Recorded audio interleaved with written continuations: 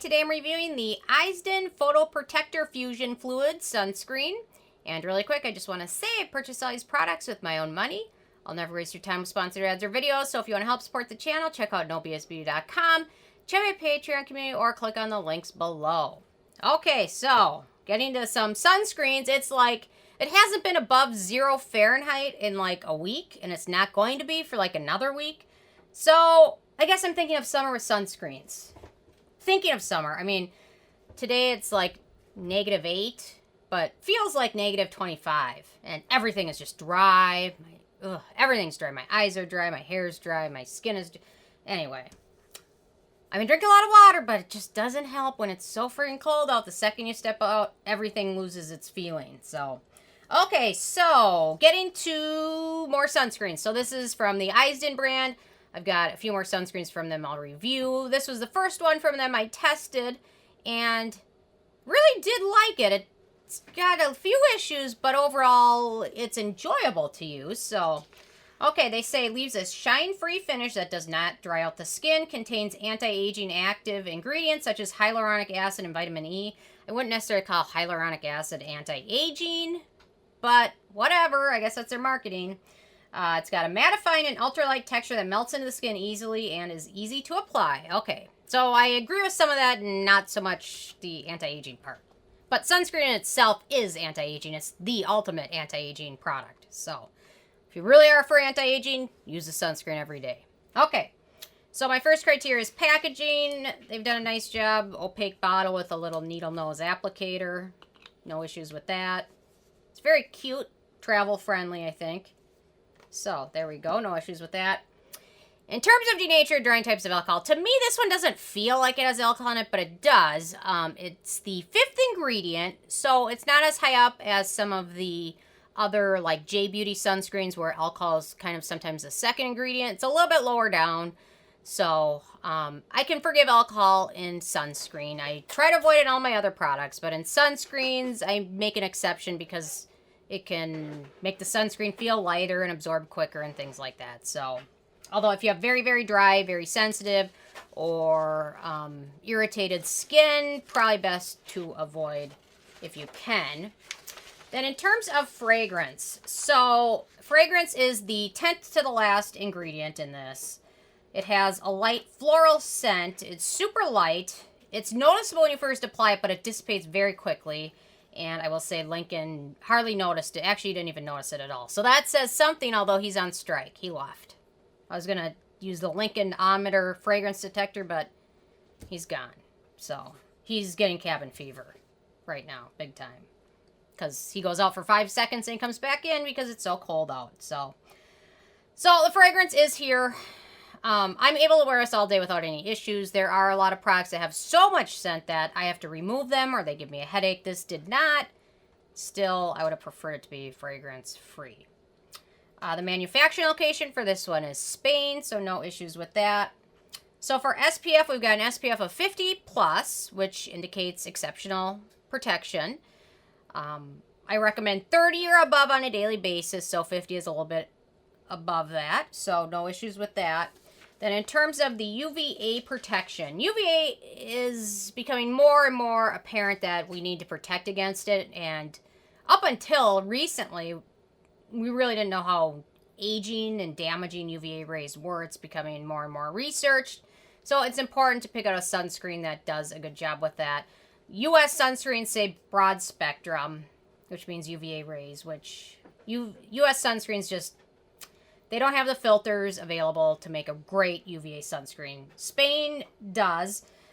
So it's got the UVA circle, which is a different regulation in every country. But based on the filters this one used, I believe this one provides pretty good UVA coverage and protection. Probably not as high as some other sunscreens, but still probably better than a lot of other sunscreens, especially ones in the U.S.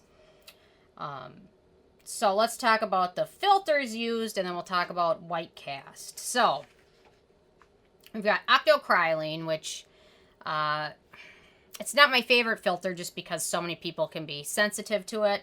but it's a oil-soluble sunscreen agent that is UVB and a little bit of UVA2 range. protection. So typically is not used alone because it's not super photo stable. But it also helps stabilize other filters. And the next filter we'll talk about is avobenzone, which is a UVA ray absorber. It's probably the only chemical sunscreen filter that is approved worldwide because it's actually approved in the US. But avobenzone is not super stable. However, when they mix it with octocrylene, it probably helps it work a little bit better. Does the whole UVA range, and avobenzone has a pretty good safety profile. I just don't like the scent of avobenzone in and of itself, but this one, it wasn't super apparent. But other US chemical sunscreens that use a lot of avobenzone, I smell it instantly and I just don't like it. But okay, then we've got Tinsorb S, which is a very photostable filter that does UVB and UVA rays. It's very stable. It does not deteriorate hardly at all, and it also is effective It also is effective in stabilizing other filters such as avobenzone or perhaps octocrylene.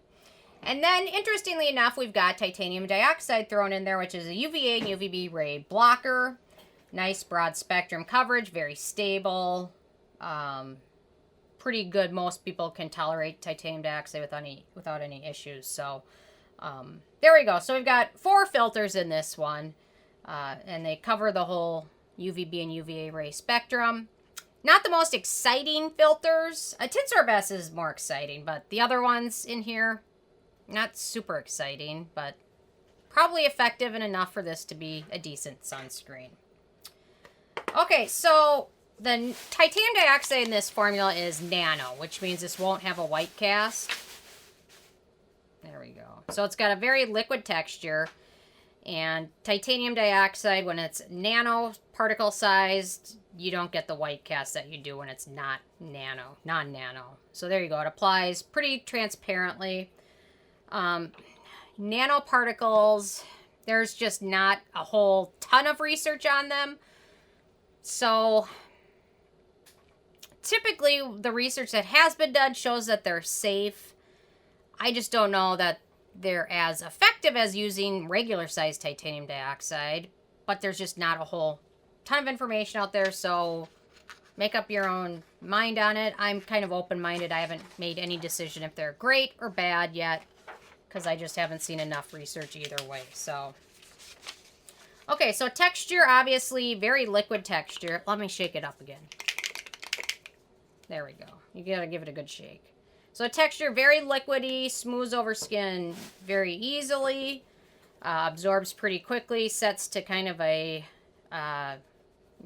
natural finish. I wouldn't say the finish is shiny or matte. It's kind of just a natural finish. And it is slightly tacky. So if you're going to use a little powder over this, it'd probably help it set a little bit better and you don't feel sticky every time you touch your face. So then ease of use. No issues with pilling. It seems to play well with other products. Works well under foundation. Doesn't make my skin look super dry or feel really greasy either. So kind of right in the middle there. So no issues with white cast at all there. Okay, antioxidants and beneficial ingredients in this one. So all the beneficial ingredients in this product come after phenoxyethanol, which if you know a little bit about phenoxyethanol, it's a preservative, but in cosmetic products, it can only be used in an amount of 1% or less. So on an ingredient list, anytime you see anything after phenoxyethanol, that means it's not too much of it in the product. So all the good stuff is after that. So we've got allantoin, which is a good skin soothing and hydrating ingredient. We've got sodium hyaluronate, humectant, not anti-aging. Vitamin E, an antioxidant. We've got ascorbyl palmitate, which is a vitamin C derivative antioxidant. One of the least exciting vitamin C derivatives, in my opinion. Just from the little research that's been done on it. It's not super exciting, but... And then ascorbic acid in of itself, which is a good antioxidant. But very, very little amount. So I'd like to see perhaps a little bit more of it, maybe one of them, but... Maybe a skin soothing one a little bit higher up. So, especially with chemical sunscreens, just when you get fragrance and then alcohol and a chemical filter, which some people can be allergic to or sensitive to, it just increases the likelihood that there's going to be sensitivities when you include more ingredients like fragrance that your skin is going to be sensitized to it. Okay, acne-genic ingredients, we've got a few. We've got butylene glycol, dimethicone, glyceryl stearate, vitamin E, and ascorbyl palmitate. So, several. So if you have very acne-prone skin, this one might be a pass for you. Okay, then in terms of animal testing, ISDIN is cruelty-free. So no issues with that. Performance, so I like this one. You know what? This one is easy to reapply because it's got a nice liquid texture that absorbs pretty quickly. Sets to kind of a natural finish. And it lasts all day. Like if I'm just having a quick day where I'm out and I don't reapply it at all, I'm only out for like a half an hour or less. It does a pretty good job without looking shiny or greasy towards the end of the day. I didn't notice any issues with burning. Reapplication is easy. Although this one is not water resistant, so if you're swimming or sweating or at the beach, I'd probably go with something different. But for just a typical average day, this one performs nicely, and I really like the finish of it and how it feels on the skin. Then we get to price. So this one is a little pricey, but not ridiculously so. So this is a full size, which is 1.7 ounces, 50 milliliters.